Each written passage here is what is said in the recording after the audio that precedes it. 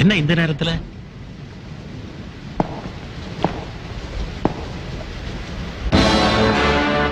வர்மா,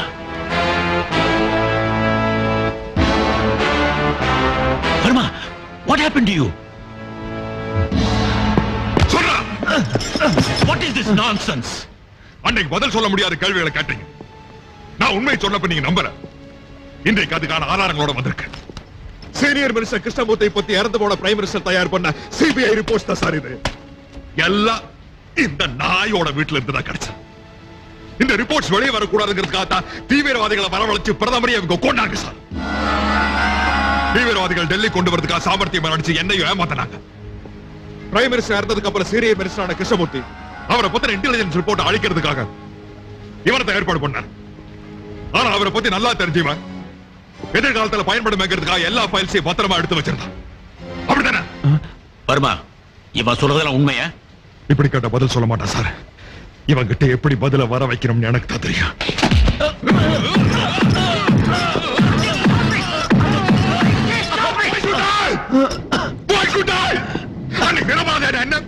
எல்லாம் உண்மை தெரிஞ்சவன் உட்கார்ந்து உள்ளங்கால் வரைக்கும் அடிச்சு சித்திரவதை போட்டானா அன்னைக்கு நிறுத்தற சொல்லுக்கு யாருமே இல்லையா சார்? உண்மை சொன்னா அடிச்சு மூக்கு முறையெல்லாம் பேசுறேன். சொல்றா கிருஷ்ணமூர்த்தி, மந்திரி கிருஷ்ணமூர்த்தி தான் இதுக்கெல்லாம் காரணம்.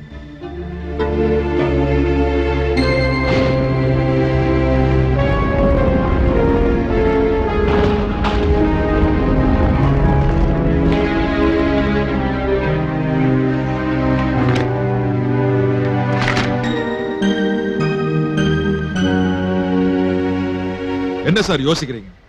உங்ககிட்டயே வேலை பார்த்த ஒரு அதிகாரி எப்படி குற்றவாளி ஆக்குறதுன்னு கவலைப்படுறீங்களா? இல்ல சீனியர் மினிஸ்டரே கைது பண்ண மாதிரி பயப்படுறீங்களா? பயம் அவர்கிட்ட இல்ல, அவர் பதவி கிட்டதான். வேற எந்த மினிஸ்டர் தப்பு பண்ணியிருந்தாலும் ஹோம் மினிஸ்டர் சொல்லி நான் ஆக்ஷன் எடுத்துருவேன். ஆனா சீனியர் மினிஸ்டரே குற்றவாளிங்கிற போது என்ன செய்யறது எனக்கு டென்ஷனா இருக்கு. ஒண்ணு பிரைம் மினிஸ்டர் கிட்ட போகணும், இல்ல பிரசிடண்ட் கிட்ட போகணும். பிஎம் நாளை காலையில வெளிநாடு போறாரு. பிரசிடண்ட பாக்குறது அவ்வளவு சுலபம் இல்லை.